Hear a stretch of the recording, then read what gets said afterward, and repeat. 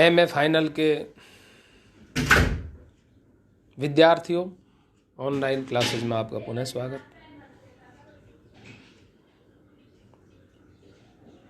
कल हमने आपको सूरदास जी के भ्रमर गीत का कथ्य यानी उद्देश्य बताया था।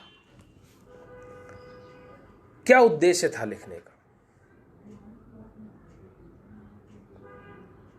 जो दो धाराएं थी भक्ति काल की, सगुण और निर्गुण, तो निर्गुण पर सगुण की विजय दिखाना, ज्ञान पर भक्ति की विजय दिखाना, योग पर प्रेम की विजय दिखाना ही सूर का उद्देश्य रहा है।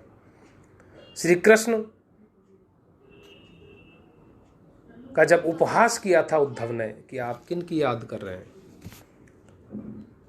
आप किन के वियोग में दुखी हो रहे हैं, तब श्री कृष्ण ने मन में ठान लिया कि मुझे उद्धव को ही रास्ते पर लाना है, गोपियों के पास भेजता हूं।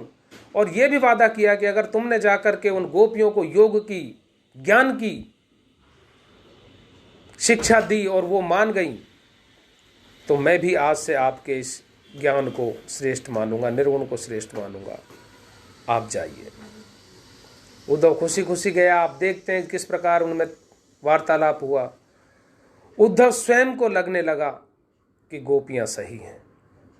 उद्धव का ज्ञान का घमंड दूर होने लगा। गोपियों ने अपने तर्कों के द्वारा, अपनी वाग विदग्धता से उद्धव के निर्गुण का पूर्ण रूपेण खंडन किया, योग का खंडन किया, ज्ञान का और प्रेम और भक्ति की स्थापना की। उन्होंने स्पष्ट पूछा कि तेरा कौन से देश का है, कौन सा रूप है, रंग है, कौन नारी को दासी, और उसको कटुक निमोरी बताया। सगुण को दाख, हाटक फाटक, कांच और हीरा, इस प्रकार से निर्गुण को नीचा दिखाया। ये सब सुनकर उद्धव यह अनुभव करने लगते हैं कि कृष्ण ने मुझे ब्रज में प्रेम का पाठ पढ़ाने के लिए भेजा है, और यही उद्देश्य सूरदास जी का है। क्योंकि गोपियां फिर उससे आगे कहती हैं कि भाई हम तो कान केल की भूखी, हम तो श्री कृष्ण के प्रेम क्रीड़ा की भूखी हैं। विनय में दुखी हम विरेणी नारियां तुम्हारे निर्गुण को कैसे सुनेंगी? यदि तुम युवतियों को दंड कमंडल भस्म अघारी देना चाहते हो तो काजल आभूषण सुंदर वस्त्र तुम अपने शरीर पर धारण करो। गोपियों के प्रेम को दृढ़ देखकर उद्धव की आंखें खुल गई और सोच लिया कि मुझे तो श्री कृष्ण ने यहां पर यो प्रेम का पाठ पढ़ाने के लिए ही भेजा है। हम तो कान केल की भूखी, कैसे निर्गुण सुनहि तिहारो, बिरहन बिरह विदुखी। कहिए कहा यहाँ नहीं जानत, कहा जोग है जोग, या लापा लागो तुम ही सो वापुर बसते बावरे लोग। अंजन अभरण चीर चारु बरु नेक, आप तन कीजे दंड कमंडल भस्म अघारी, जो जुबतिन को दीजे। सूर देख दृढ़ता गोपिन की, ऊदो ये व्रत पायो, कहे कृपा निधि हो कृपाल हो, प्रेम पठन पढ़ायो।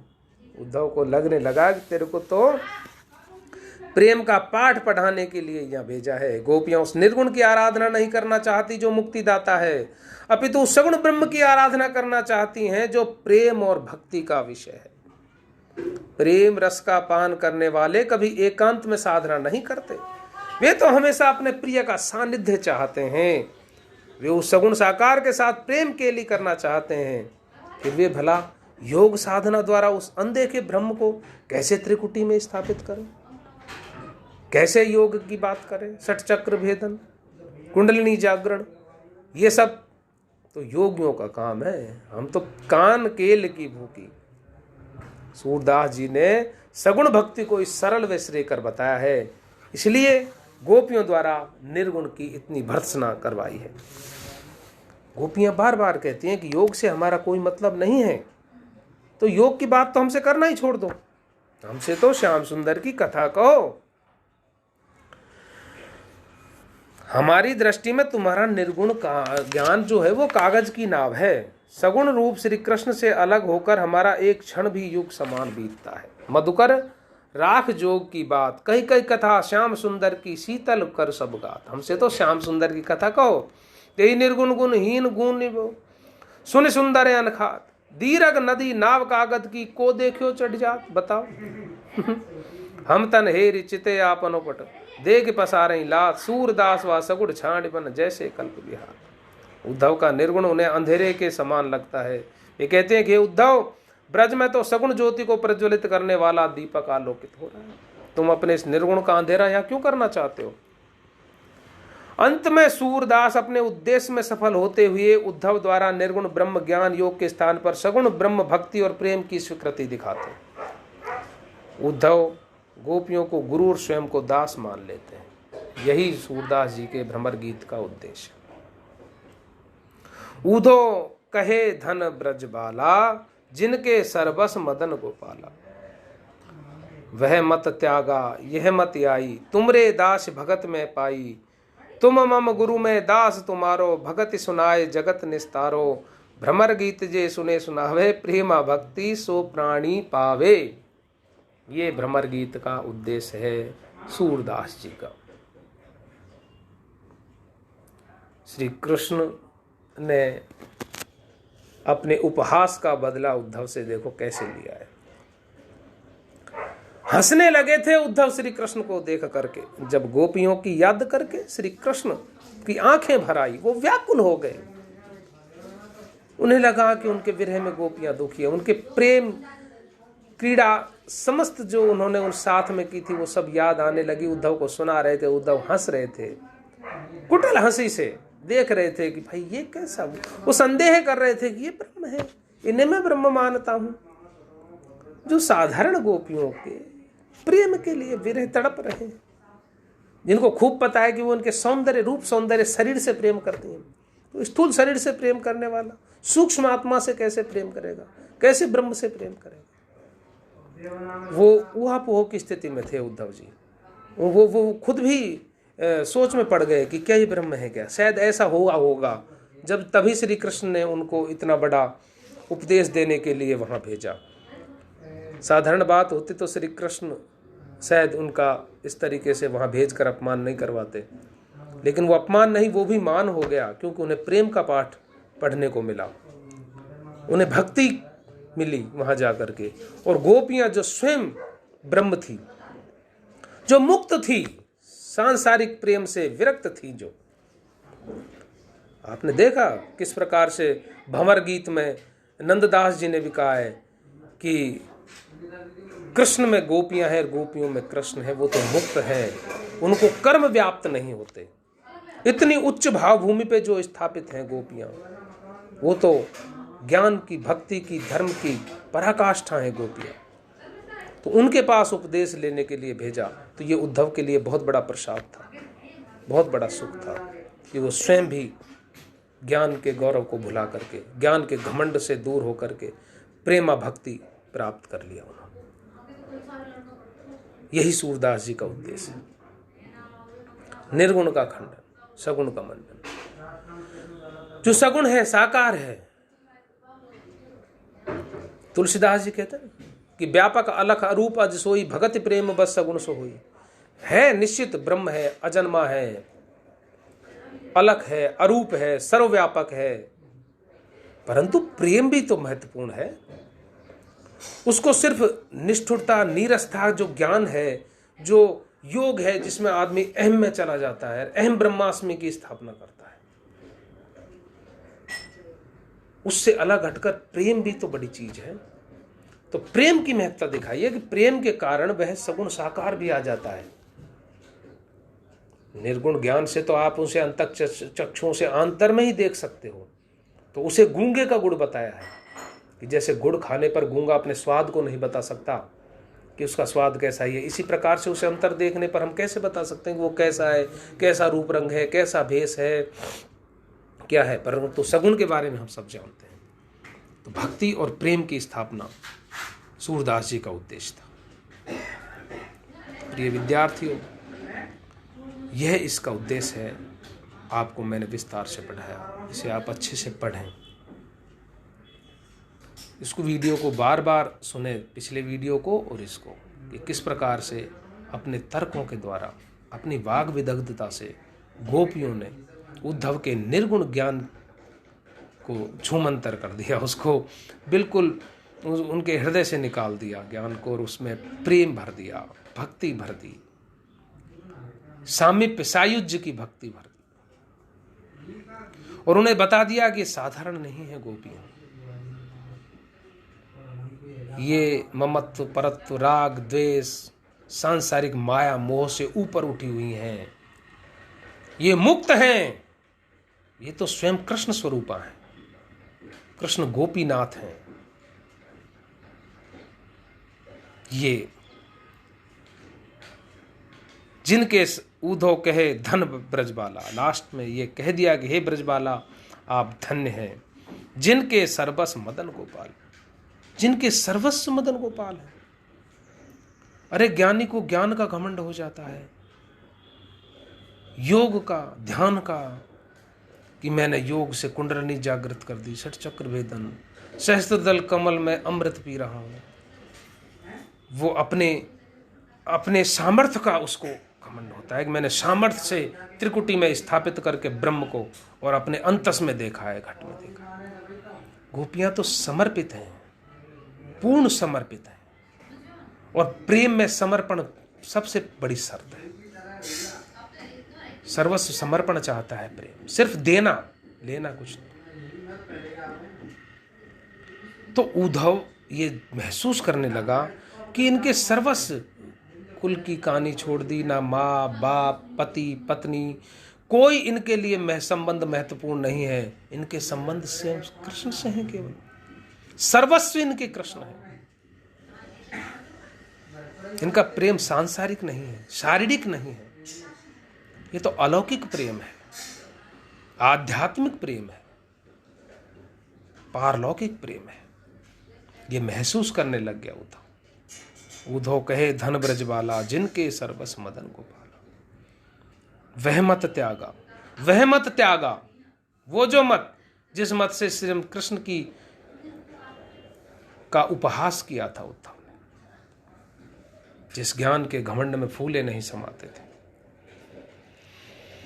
ब्रह्म का निरूपण करते थे, उपदेश देते फिरते थे, सगुण का खंडन करते थे, सांसारिक प्रेम बताते थे, शारीरिक प्रेम बताते थे, तो वह मत त्यागा, यह मति आई, और यह मति आ गई, भक्ति की, प्रेम की, सगुण की, सानिध्य की, साथ में रहे। तुमरे दास भगति में पाई, मैं तुम्हारा दास हूं, तुम्हारे कारण मैंने भक्ति प्राप्त कर ली। उद्धव कह रहा है, स्वीकार कर रहा है इस बात को कि तुम्हारे कारण मैंने भक्ति पाई। तुम मम गुरु में दास तिहारो, उद्देश्य में सफल हुए हैं सूरदास जी, देखिए आप। तुम मम गुरु, गोपियों को उद्धव ज्ञान की पराकाष्ठा जिस लिए आए थे, जिनके अंदर ज्ञान पूर्ण रूपेण समाहित था, ज्ञान योग निर्गुण के जो भंडार थे, जो कृष्ण के साथ रहने वाले, कोई साधारण व्यक्ति नहीं हो सकते, जो ब्रह्म के साथ रह रहा है, वो भी उन्हें ज्ञानी मानते थे, ज्ञानी थे, और शायद वो उस दिन उपहास नहीं करते तो उनको वहां भेजते भी नहीं। इतना बड़ा ज्ञानी, जो ब्रह्म को जिसने देखा है, त्रिकुटी में स्थापित किया है, कुंडलिनी जिसने जागृत किया, षटचक्र भेदन करते हुए जिसने सहस्त्राधार कमल से अमृत पान किया है, खेचरी मुद्रा जो लगाता है, अनहलक नाद कबीर वाला जो सुनता है, अहम ब्रह्मास्मि, अपनी आत्मा को जिसने जागृत कर लिया, जिसने घट में स्थापित करके ब्रह्म को देख लिया, वह भी भक्ति के आगे परास्त हो गया, प्रेम के आगे झुक गया। 2.5 अक्षर प्रेम को पढ़े से पंडित हो, वो पंडित हो गया 2.5 अक्षर प्रेम का पढ़ने। तुम मम गुरु में दास ती हमारो, भगति सुनाय जगत निस्तारो। अब आपने मुझे भक्ति का ज्ञान दे दिया है, भक्ति का सुना के इस संसार से मैं पार उतर गया हूं। और जिस प्रकार से जब मैंने ज्ञान प्राप्त किया तो उस ज्ञान को लोगों को उपदेश देता था, ज्ञान के द्वारा लोगों को जागृत करता था, अब मैं भक्ति से इस संसार में जो प्राणी हैं उनको भक्ति का, प्रेम का पाठ पढ़ा करके उन्हें भी भवसागर से पार करने की कोशिश करो। तुमने तो मेरा संसार पार कर ही दिया है।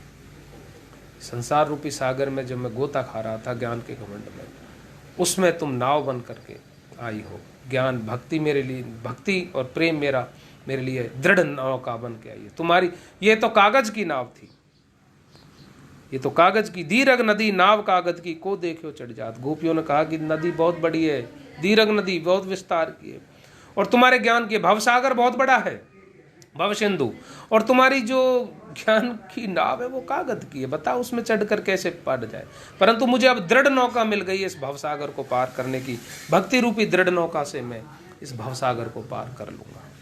भगत सुनाए जगत निस्तार। अंत में सूरदास जी जो कहते हैं वो भ्रमर गीत के बारे में कहते हैं, उसकी स्थापना, उसकी महत्ता बताते हैं, उसका महत्व बताते हैं। अपने उद्देश्य में तो वो सफल हो ही गए, लेकिन समस्त भ्रमर गीत के बारे में वो कहते हैं कि भ्रमर गीत जे सुने सुनावे, जो सुनता है और सुनाता है। तुम सुन रहे हो, मैं सुना रहा हूं, तो प्रेमा भक्ति सो प्राणी पावे। विद्यार्थियों, हम और तुमने भी प्रेमा भक्ति प्राप्त कर ली है, हम भी प्रेमी हो गए, अर्थात सबसे प्रेम कर। जीव मात्र से प्रेम करना ही ईश्वर से प्रेम है। किसी के काम आना, किसी के प्रति उपकार करना, यह भी एक भक्ति ही है। प्रेम सबसे बड़ी भक्ति है, और प्रेम हमेशा समर्पण करता है। प्रेम न्योछावर हो जाता है, जहां पर किसी के गुण दोष नहीं देखे जाते, सिर्फ उससे प्रेम किया जाता है। तो हम यही शिक्षा लेते हैं भ्रमर गीत से कि जो हमारा अभिष्ट है उसके प्रति हम पूर्ण रूपेण समर्पित होकर के प्रेम करें। इसे आप इस रूप में भी ले सकते हो कि तुम्हारा लक्ष्य है किसी का कवि बनना, लेखक बनना, IAS बनना, RAS बनना, या नेवी में, आर्मी में, एयरफोर्स में जाना है। कोई भी जो लक्ष्य लेकर चल रहा है, प्रोफेसर बनना, वो पूर्ण रूपेण वहां समर्पित हो जाए, सर्वस्व। और जब तक उसको प्राप्त ना कर ले तब तक वह, जिस प्रकार गोपियों ने घर परिवार पति तक को त्याग दिया था और उनका लक्ष्य स्वयं कृष्ण थे, ब्रह्म थे, वो जानती थी इस बात को, क्योंकि वो भी विरक्त थे। क्योंकि उद्धव ये बात कह चुका है कि जिनके सर्वस्व मदन गोपाला। तो आपका भी इस समय जो विद्यार्थी जीवन है, इसमें सर्वस्व अपना लक्ष्य होना चाहिए कि मेरा लक्ष्य यह है, प्राप्त करना है। सांसारिक जो माया मोह है जो गोपियों को नहीं व्यापा, इस प्रकार से विभिन्न प्रकार के प्रलोभन, तीर्षा, वासना, तृष्णा, कामना, ये जो झंझावात जो चल रहे हैं वर्तमान संसार में, मोबाइल, विभिन्न प्रकार के नशे पत्ते, आप उन सब से दूर रह करके और अपने लक्ष्य की प्राप्ति करने की कोशिश करें। क्योंकि व्यक्ति को अपने लक्ष्य प्राप्त करने में जो बाधा दिखाई दे उससे दूर हो जाना चाहिए। तजिए ताई कोटि बैरी सम। देखो हर चीज में इनका उपदेश मिलता है।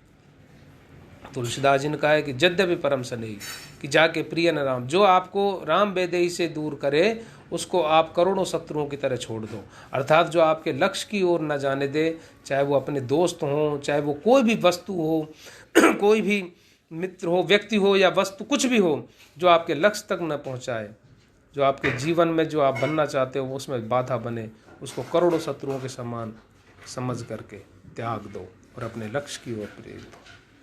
क्योंकि भ्रमर गीत जे सुने सुनावे, प्रेमा भक्ति सो प्राणी पावे। प्रेमा भक्ति का प्रतिपादन ही सूरदास जी के भ्रमर गीत का उद्देश्य है। और इन चीज़ों को पढ़ने से हमें ये चीज़ भी सीखनी चाहिए कि हमें भी अपने लक्ष्य के प्रति समर्पित होना चाहिए। विभिन्न प्रकार के जो बाधाएं आती हैं उनमें हमें नहीं पड़ना चाहिए। कितने व्यसन हैं, उन सब से हमें दूर रहना चाहिए। हमारा भी विद्यार्थी जीवन था, आज भी है। ये सब प्रेमा भक्ति का, मैं तो कहता हूँ भ्रमर गीत का ही आशीर्वाद है कि हमारे को कोई प्रकार का व्यसन नहीं है। तो आप भी अपने लक्ष्य की प्राप्ति करने निकले हैं तो आप किसी प्रकार का व्यसन अपने जीवन में न लाएं। कितने आज नशाखोरी की आदतें चल रही हैं, उससे दूर रहें। सिगरेट, बीड़ी, पान, तम्बाकू, चुर्री, गुटखा कितने चल रहे हैं। मैं बड़े गर्व से कह सकता हूँ, बड़ा अच्छा महसूस करता हूँ, मेरे माँ बाप का आशीर्वाद, गुरुजनों का आशीर्वाद, इस भ्रमर गीत का आशीर्वाद, कि मैं इन चीज़ों से बहुत दूर हूँ। और मैं इसीलिए आपसे कह रहा हूँ, गांधी जी ने कहा ना कि मैं गुड़ अगर छोड़ूंगा तभी मैं गुड़ ना खाने की बात करूँगा। मैं चाय तक नहीं पीता हूँ, किसी भी तरीके का व्यसन नहीं है। अपने घर जाना और घर से अपने लक्ष्य तक जाना, अपने कॉलेज। तो आप भी, जो माँ बाप ने आपको जिस उद्देश्य की पूर्ति के लिए भेजा है, सिर्फ वो कार्य करें। किसी प्रकार का नशा, तो नशा तो इस समय लक्ष्य का ही होना चाहिए। नशे के लिए तो बहुत चीज़ें हैं। नशा तो व्यक्ति को, सबसे बड़ा नशा तो ये होना चाहिए कि वह व्यक्ति है, वह मनुष्य है, 2 हाथ 2 पैर, मस्तिष्क, समस्त शरीर उसका सुंदर है। एक एक अंग की कीमत अरबों रुपए है। उसको भगवान ने कितना अरबपति बनाया, आप देखिए। अगर कोई अंबानी या कोई विश्व का जो महान, या हमारे देश में जितने भी जो अमीर जिन्हें बोलते हैं बहुत अमीर, उनके बच्चे के या स्वयं के अगर कोई अंग खराब हो जाए तो वो शायद मेरे हिसाब से अरब रुपए, करोड़ों रुपए दे करके उस अंग को खरीद सकते हैं। तो आप समझ सकते हैं कि एक एक अंग की कितनी कीमत है। और उस विधाता ने, उस परवरदिगार ने हमें सब नियामत बख्शी है। उसने हमें सुंदर स्वस्थ शरीर दिया है, तो सबसे बड़ा धन उन्होंने हमें दे दिया। तो उसके पश्चात भी हम ये कामना नहीं करें कि मुझे ये नहीं दिया, मैं गरीब के पैदा हो गया, मेरे पास ये नहीं है। अब कर्म क्षेत्र, कुरुक्षेत्र में आप उतर रहे हैं, तो समर्पित भाव से अपना कर्तव्य करें, कर्म करें, अपने लक्ष्य की पूर्ति करें, तो आप निश्चित रूप से अपने उद्देश्य को प्राप्त करेंगे, ऐसा मेरा मानना है। और यही भ्रमर गीत का उपदेश है। भ्रमर गीत जे सुने सुनावे, प्रेमा भक्ति सो प्राणी पावे। धन्यवाद। अब मैं अगला प्रश्न आपको कल अगले वीडियो में हल करवाऊंगा। तब तक के लिए धन्यवाद।